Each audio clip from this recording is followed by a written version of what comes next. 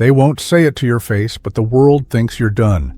That if you did not make it by 30, you probably never will.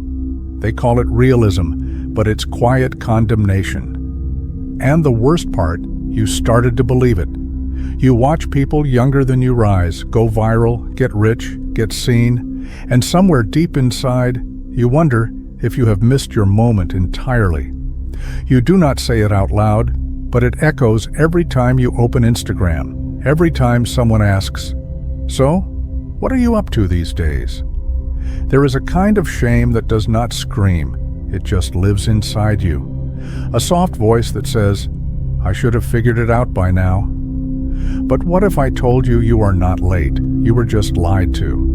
What if you have spent the last decade not failing, but forging? Because the truth no one tells you is this: the fire that burns hottest takes the longest to ignite. Early success looks shiny, but it's often hollow. You have been busy learning what no book can teach: resilience, depth, pattern recognition, silence. The world worships youth because it's loud. But it's the late bloomers who change everything quietly, deliberately, permanently. You are not behind.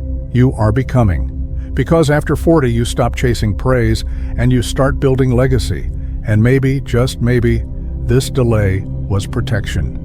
You were not meant to rise when your ego was still fragile. You were meant to rise when your roots were deep. The world measures you by clocks, but clocks do not measure awareness. So if you have ever looked in the mirror and felt that burning question, why does it feel like something inside me is still waiting? This video is your answer. Because now, it's time not to catch up, but to arrive. There is a lie so common, so quietly reinforced, that most people never notice when they have accepted it. It does not shout, it whispers, and it sounds like this: "You should have figured it out by now. You are too old to start over. That ship has sailed." You hear it in family dinners, in casual conversations, in the way someone says he is still chasing that, as if ambition had an expiration date. No one ever says it directly, but it is written everywhere.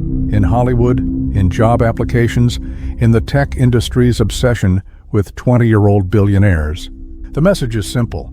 If you have not succeeded by 30, you're already late. And if you're over 40 and still evolving, still dreaming, still trying, the world does not see that as strength. It sees it as failure dressed in delusion. But let's pause. Who taught us that life peaks in our youth? Who decided that your best ideas, your sharpest insights, and your most impactful years had to happen before the age when your brain even fully matures? It's fiction, sold as fact. And we bought it because we were young. And when you are young, you believe speed equals success. You believe hype means greatness. You believe the spotlight must be earned fast, or it won't be earned at all. And so we sprinted not to build something real, but to catch up with everyone else's timeline. That sprint was not success. It was fear. Fear of being left behind. Fear of being the only one still unsure, still invisible, still building. But here's the truth that burns through the lie. You did not fail. You were misled. The real danger was not in moving slowly. It was in thinking that speed was the measure of worth. And that belief did not start with you. It was programmed into you, one repetition at a time. Napoleon Hill called this the law of cosmic habit force, the idea that any thought, if repeated long enough, becomes internal law. It becomes your autopilot. The voice in your head saying, "It's too late." That's not your intuition. That's not realism. That's residue. Leftover programming installed by a culture that confuses youth with value. But let's look closer. What does youth actually bring? Energy, yes. Confidence, maybe. But also inexperience, fragile identity, external dependence. The truth is, most early success is built on shaky ground, a fragile self-worth tied to praise, a hustle that's more performance than purpose. The people who win fast often flame out faster because they built for applause, not for meaning. And yet here you are, maybe slower, maybe doubting, but still here, still asking, is it really over, or is there still something in me worth building? The answer is yes. But to get there, you have to destroy the timeline you were handed. You have to realize you are not running late. You are just no longer following someone else's schedule. And that is freedom. Because once you reject the lie, you reclaim the truth. That some of the most powerful lives do not begin at 20. They begin at 47 or 58 or 63. Not in a dorm room, but in a quiet evening when you finally say, "I'm not done yet. In fact, I'm just getting started." And from that moment on, everything changes. So let's destroy the lie fully. If youth was the peak, then why do so many people crash right after reaching it? Because when your success comes before your identity, you end up building a life that doesn't actually belong to you. You perform, you please, you run fast, but you don't know where you're going. And when the applause fades, so do you. That's not power, that's performance anxiety on a pedestal. But late bloomers, they've already tasted silence. They've already survived invisibility. They don't build for attention, they build for depth. The world doesn't recognize late bloomers because their power is quiet at first. But when you look closely, they carry something. Others don't. Pattern recognition. After 40, you start seeing what's real. You've made enough mistakes to connect the dots faster. You've learned how to read people, read situations, read energy. Resilience. Youth breaks when rejected. You've been rejected before and still came back. That's not a weakness, that's calloused courage. Less ego, more clarity. You no longer need to prove, you just want to build. Your clarity doesn't come from ambition, it comes from refinement. Carl Jung called it individuation, the process of becoming your true self. And here's the part nobody tells you. Individuation rarely happens in your 20s, because in your 20s, you're still wearing masks handed to you by society. It's only in the second half of life, when the mask starts to crack, that your real self begins to emerge. When youth burns out, awareness ignites, and from that fire, something terrifying and sacred is born. Authenticity. Success without suffering creates arrogance. Success after failure creates humility. One builds entitlement. The other builds endurance. Immature success is obsessed with being seen. Earned wisdom is obsessed with substance. And in a world drowning in surface-level success, the person who moves in silence but builds something real, that person becomes unshakable. Colonel Sanders was 65 when he founded KFC. He had failed in business, law, sales, even as a gas station operator. But when most would have resigned, he started over, not with energy, but with vision. Vera Wong didn't design her first dress until she was 40. She had been a skater, a journalist, an editor. Only after exploring multiple lives did she find her real one. Today, she's a global icon. Lesson. They didn't bloom late, they bloomed after they were ready. You remember Antonio, the plumber who was fired at 48. In the competitor's version, he just reprograms his mind and becomes successful. But in reality, here's what really happened. Antonio had been everyone's backup plan for years. Always available, always polite, always overlooked. He wasn't fired because he was old. He was fired because he was forgettable. Until one morning, after weeks of depression, he looked in the mirror and whispered a new question. If I wasn't scared, how would I present myself today? That day, he stopped calling himself a plumber. He rebranded as a leak prevention strategist, not fixing problems, but preventing them. He raised his prices, changed his appearance, started publishing short tips on water damage online. At first, no one noticed. But 6 months later, his inbox was full. Today, Antonio runs a team, but more importantly, he runs his story. He's not who he was before. He's not bitter, not loud, not flashy. He's calm, sharp, unapologetically late. And that's what makes him dangerous, because the world expects the loud ones, the young ones, the fast ones. They never expect the man who was silent and then decided to rise. So, here's what you must remember. The late bloomer is not behind. He's forging depth the world doesn't see until it's too powerful to ignore, and when he finally moves, he doesn't sprint. He walks, and every step he takes shakes the ground beneath him. Real transformation doesn't happen when the world is watching, it happens in silence. When there's no applause, no recognition, no feedback loop, it's invisible. But it's the most powerful shift you'll ever make. Because the war you're fighting now isn't out there, it's in here. Your mind isn't your enemy, but it obeys your worst voice unless you train it otherwise. Most people think the struggle is external: money, time, opportunity.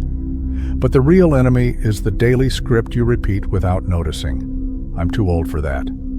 That's not realistic anymore. Maybe if I'd started sooner. They sound harmless, they sound mature, but they're weapons, and they're aimed at your own potential. Every word you say to yourself becomes a command, and your subconscious doesn't question commands. It doesn't care about age, it doesn't evaluate the truth, it just listens and obeys. That's why so many people live the same year 40 times and call it a life, because the programming hasn't changed. Napoleon Hill, in Think and Grow Rich, introduced one of the most powerful and misunderstood ideas in personal growth: autosuggestion. He wrote, "Any idea, plan, or purpose may be placed in the mind through repetition of thought." Translation: if you feed your mind the same message enough times, it accepts it as law. Most people have been practicing autosuggestion their entire life, but not with affirmations, with self-sabotage.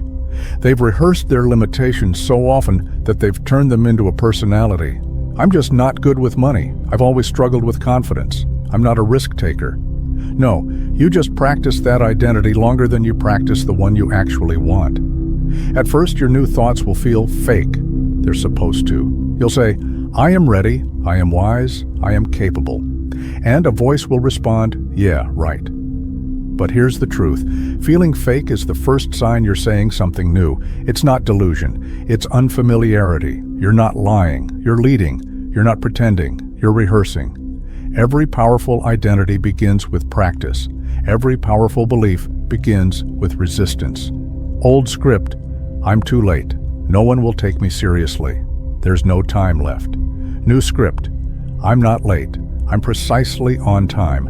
My scars are experience. My delays are depth. I'm not behind. I'm prepared. You don't need to believe it fully at first. You just need to say it daily, deliberately, even if your voice shakes. Because eventually the old self gets tired. It stops arguing. And that's when the new self starts to take over. The old you won't die dramatically. There won't be fireworks. No one will throw a party. It'll happen slowly, quietly, one decision at a time. One morning where you get up even though you feel defeated. One no to the old comfort. One yes to the unfamiliar discomfort that feels like growth. And then one day, without realizing it, you'll notice the silence inside you sounds different. It doesn't mock you anymore. It mirrors you. It doesn't pull you back. It prepares you forward. That's when you'll know the shift has begun, not because the world changed, but because you stopped obeying the version of yourself that never believed in you. And from there, there's no going back. You can't evolve surrounded by decay. That's not a metaphor. It's a law. You can read all the books, reprogram your self-talk, visualize your rebirth every morning. But if you go back to a room full of voices that speak in limitation, fear, and resignation, you will sink. Not because you're weak, but because environment always wins over willpower. Toxic environments rarely look toxic. They look like comfort, like old friends, like familiar routines. You laugh together. But listen carefully to what's being said. At our age, you can't expect that anymore. It's too risky to start something now. Be realistic. These aren't opinions. They're viruses spoken softly enough that you don't notice until they've taken root in your identity. You don't become toxic overnight. You absorb it one quiet phrase at a time. Now, let's be clear. You don't need to cut everyone off. You don't need to go live in the woods. But you do need to become a gatekeeper, not of your time, but of your energy. Because the conversations you tolerate become the code your subconscious runs on. You think you're being polite by sitting through another rant about how life is over after 40. You're not being polite. You're being programmed. And there's a difference between setting emotional boundaries and suppressing your emotions. Boundaries say, I still care about you, but I can't afford your influence right now. Suppression says nothing. It just sits in silence, absorbing the poison with a smile. You're not meant to carry other people's decay, especially when you're finally beginning to clean your own. Napoleon Hill didn't sugarcoat it. You become the average of the 5 people you spend the most time with, not just financially, but mentally, energetically, spiritually. If you surround yourself with people who speak limitation, you will think in limitation. If your closest relationships are built on regret and nostalgia, your mindset will be built on decay. Your subconscious is listening, not just to you, but to everyone around you. And every repetition you hear is a seed. If you're not careful, you'll wake up one day in a garden of beliefs you never chose, but inherited. Imagine a single drop of water, harmless, soft, unthreatening. Now imagine that drop falling on the same spot of stone every day, every hour, for years. What happens? It carves it. Not with violence, but with repetition. That's what your environment is doing to you, not all at once, not with drama, but slowly, drop by drop. It's shaping your identity. You think you're thinking for yourself, but really, you're echoing everything you've tolerated. If you want to change your life, you have to change what you allow. That means distancing from people you love, but who quietly sabotage you. Saying no to conversations that reinforce failure. Walking away from nostalgia-heavy groups that glorify who you used to be. Ending calls that always end in, you should be grateful for what you have. You're not ungrateful. You're becoming. And becoming requires purification. It's not cruel, it's survival. You don't need to justify your growth, you just need to protect it.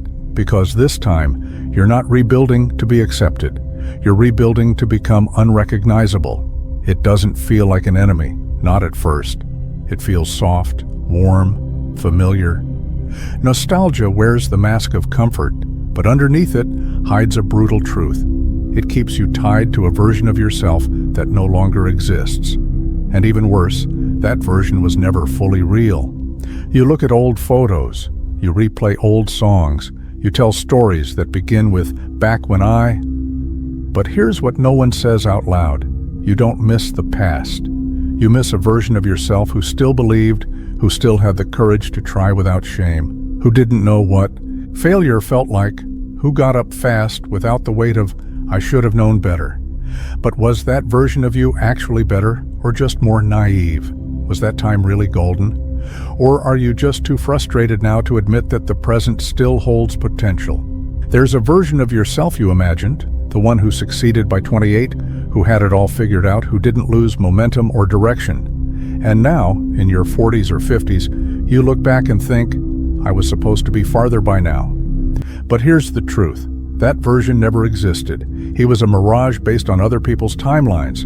You didn't fail. You outgrew the story you were given. And now it's time to release that ghost. Because as long as you cling to what you could have been, you'll sabotage what you're still capable of becoming. Carl Jung called it the death of the persona, the mask we wear to fit in, to be praised, to survive early life. And the painful part? That mask worked. It got you here. But it won't get you to where you're going. True growth requires grief, not just for the time you lost, but for the person you were and can no longer afford to be. Letting go of him isn't betrayal, it's reinvention. It's easy to worship who you were. It's harder to surrender to who you're becoming. But ask yourself honestly, is that past version helping you build, or is it quietly destroying your ability to evolve? Because if what you were doesn't help you build, then it's destroying you.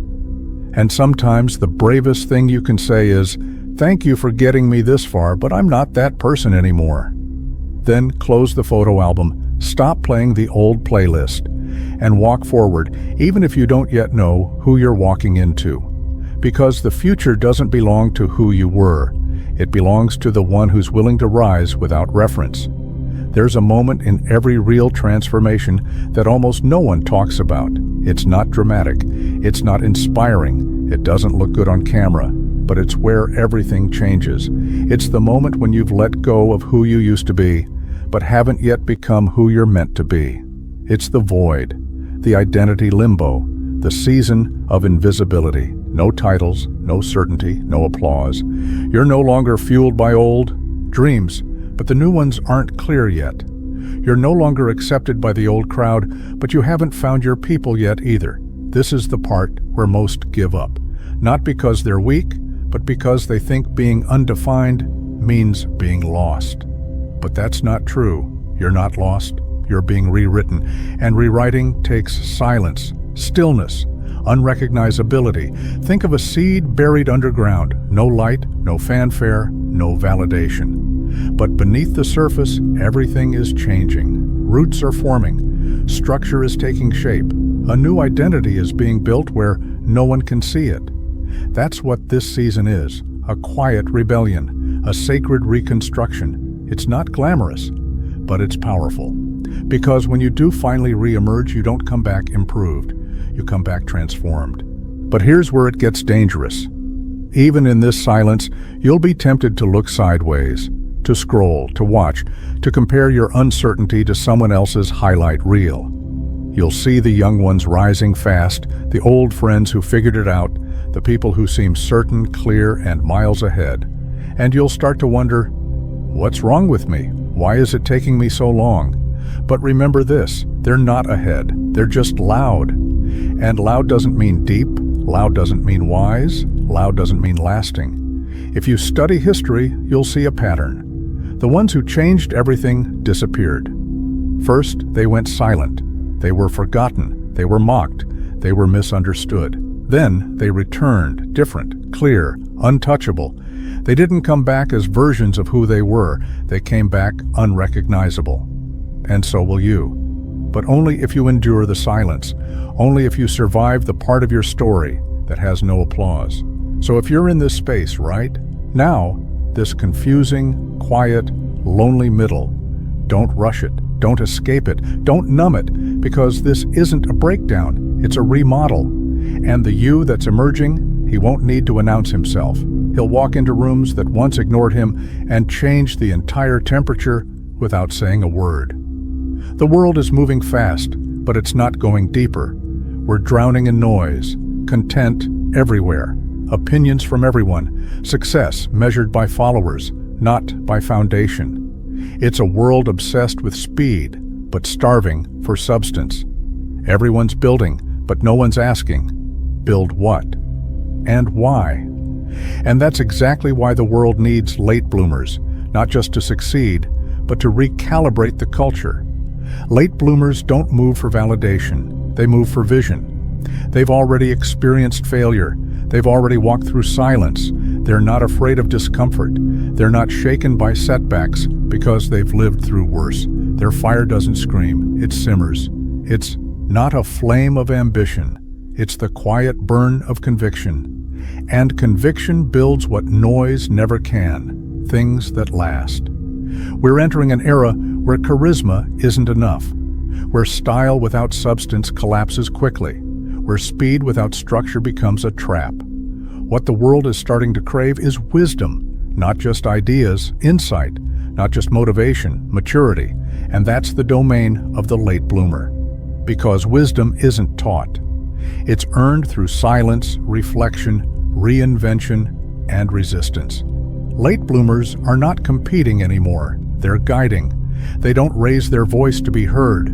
They lower the volume in the room because when they speak, people listen. The truth is, early success is often about proving yourself. Late blooming is about offering yourself. That shift only happens when ego no longer runs the show. And that's where real legacy begins. Because late bloomers don't care if they're trending. They care if they're timeless. They don't want to be viral. They want to be remembered. And that's what makes them dangerous, because they're not seeking praise, they're answering a calling. So here's what you need to know. You're not late. You're refined. You're not old. You're initiated. The fire that took longer to light burns hotter, burns wiser, burns longer. And the world, this chaotic, overstimulated, distracted world, needs that fire more than ever. Not to make noise, but to build what's next. And you're not here to catch up. You're here to redefine the standard. It won't happen in front of an audience. There will be no spotlight, no applause, no one clapping when you finally start to change. That's how you know it's real. Because rebirth doesn't begin when people notice. It begins the moment you decide. Not decide to try or to dabble or to wish, but to rebuild brick by brick, belief by belief, day by day, in silence. And yes, it will be lonely. Not because you're forgotten, but because no one recognizes who you're becoming yet. That's how real transformation works. First, it feels like disappearance. Then, emergence. You'll get no trophies for healing, no viral moment for doing the inner work. But that's the price of becoming something deeper, not decorated, but defined. Because here's what you must understand. Time is not your enemy. Comfort is.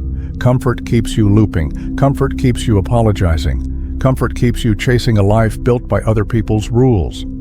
But coherence, that's different. Coherence is when the inside finally matches the outside. When you stop faking strength because you forged it. When you no longer talk about who you're going to be because you're already walking it. So if you're quiet right now, if you're off the radar, if no one sees the work you're doing, good. Stay there. Let the silence be your strategy. Let the doubts build pressure. Let the inner work reshape you. Because when you return, come back so transformed that not even you recognize who you were before. Your story doesn't end in obscurity. It begins there. That's the secret they don't tell you. But now you know. And that means your return won't be noticed. It'll be unavoidable. And if this video found you at the right moment, leave a comment and write this. Today, I choose to become who I'm meant to be. Say it for yourself. Claim it out loud.